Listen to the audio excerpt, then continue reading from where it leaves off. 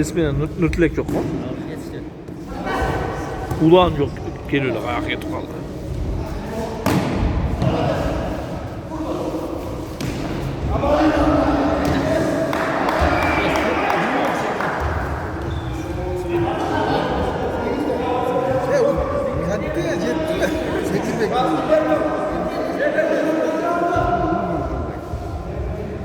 Ya Aybek kan Aybek ya.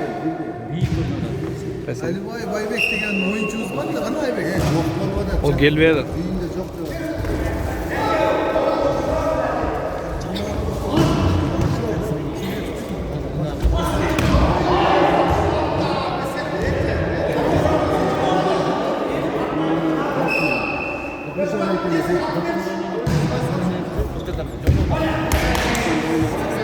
Pole.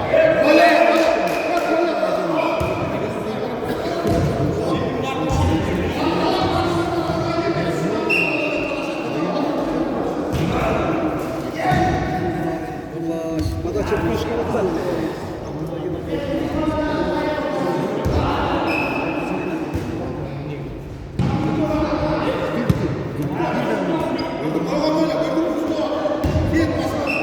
Sen gitsen sen çık.